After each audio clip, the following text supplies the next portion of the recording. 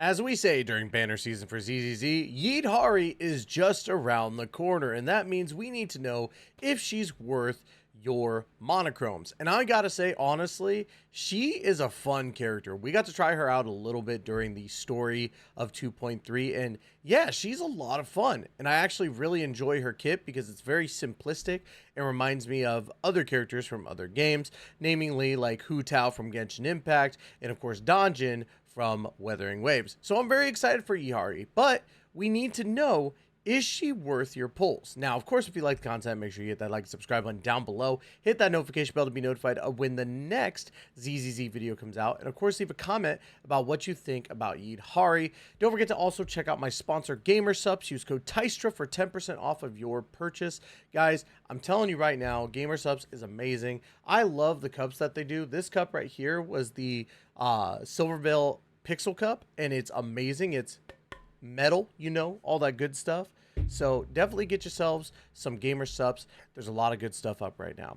But without any further delay, let's go ahead and talk about the 4 stars first of this whole thing. Now, of course, we got Pulchra first. Pulchra awakened things in me. That's all I gotta say. Anyways, let's move. No, okay. No, Pulchra is actually pretty good. Pulchra is mainly an aftershock unit. And if you don't know, aftershock is basically when you do a certain thing, these characters will come in and do damage on the side so long as you built up their bar. And Pulchra is actually really good.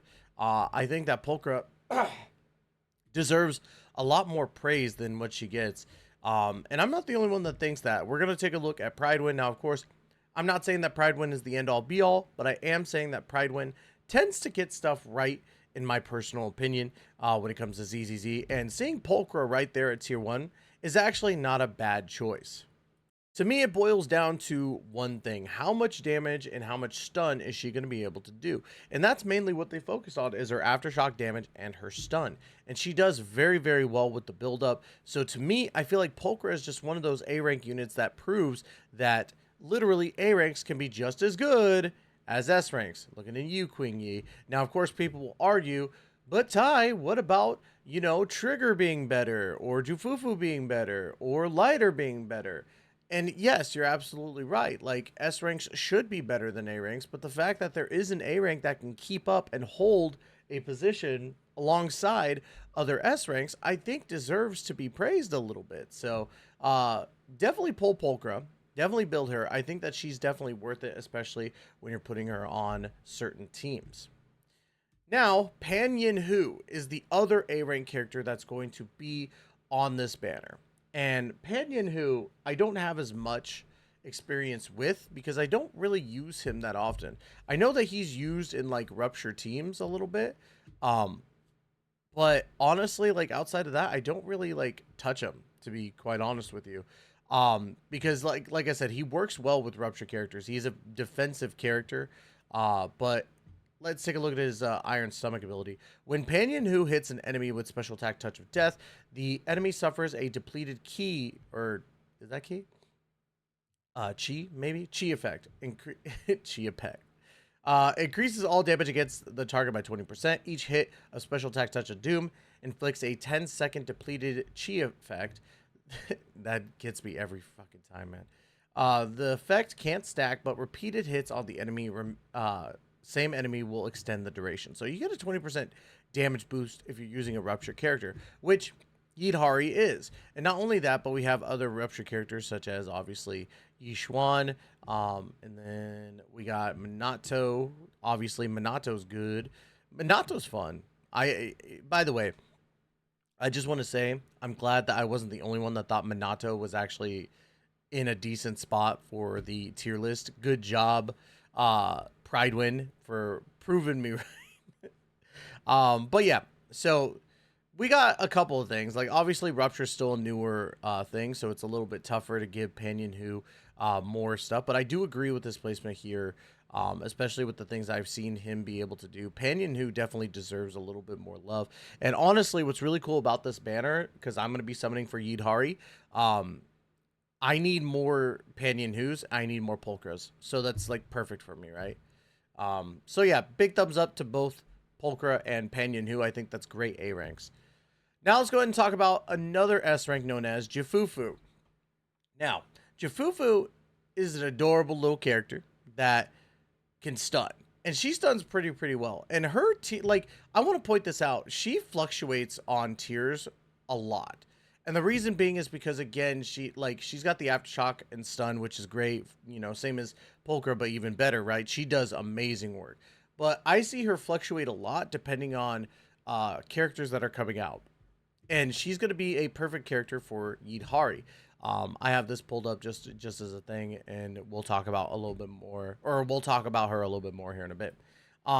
But Jufufu has really good stun capabilities, and the aftershock on top of that makes her a very good character to have. She's also very good for ruptured characters. When another character in your squad is an attack or ruptured character, the maximum decibels of all characters is increased by 1,000. When an attack or ruptured character uses an ultimate, that character gains 300 decibels, which is great because it's going to help you constantly get your ultimate. So, very cool stuff with that. And again, Jufufu's ability to stun is just really good. I do agree with her placement right here. I feel like she is just that dang good, and I want to say this. I'm very proud of Lighter too for being up there. Lighter's such a good character. But yeah, Jufufu is one of those characters it's tough to say no to. When she first released, it was tough because all she had was Yixuan. But now that she's got more rupture characters like Yixuan, like Minato, like Yidhari, we're going to see a lot more use for her as time goes on. So very excited for that. So definitely gets a thumbs up from me. Jufufu is one of those characters that does deserve a little bit of love. And then, of course, to the main event, let's talk about Yidhari. Yidhari basically is the more damage that she has on her, or the lower her HP, the more damage she's going to do, the more she's going to be able to tank. Basically, her defenses go up as well. So I'm going to read this little excerpt really quick to kind of give you a brief rundown.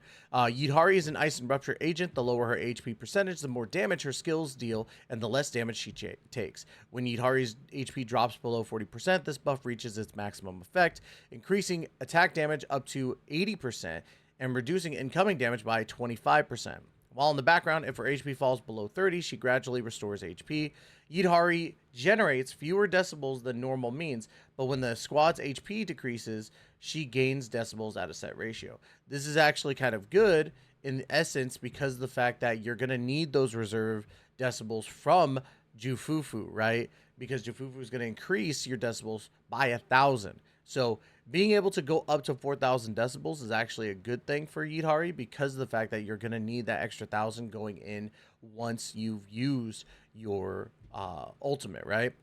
And Yidhari's damage output is actually pretty insane when you hold down the basic attack. That's where your bread and butter is. She's going to decrease her HP by doing that, and then I think it goes down below half, right? So you're holding down your basic attack, and she just spins, right? And she does so much damage from that. I had a lot of fun playing her during the story, and I think that it's well worth going and getting her. Now, of course, she's also extremely hot, and she dances around her hammer like it's a stripper pole. I'm just saying, this game's a Gooner game. I love ZZZ, the Gooner game. I don't care what anybody says. People are like, I hear people all the time get so mad that you call ZZZ a Gooner game, but it is. It's exactly that. Like, it's just how they animate it. It's how they do it. You know the intentions, and if you're literally saying it's not, you're either rage baiting or I feel like you're just oblivious to what is actually going on. Sex sells in gacha games, and that's what ZZZ is capitalizing on. But is Yidhari worth it for ZZZ? Absolutely. I think that she's going to be a top tier DPS. I think she's going to be up here alongside Yixuan because Rupture DPSs have been doing amazing. Again, very happy to see Minato here in tier 1, but I do think Yidhari will either be at tier 0 or tier 0.5, to be honest. So that's just my take on it, but I'd love to hear y'all's opinions. Do you think Yidhari is a must summon? Like, comment, subscribe, and let me know down below. Would love to hear an opinion or two.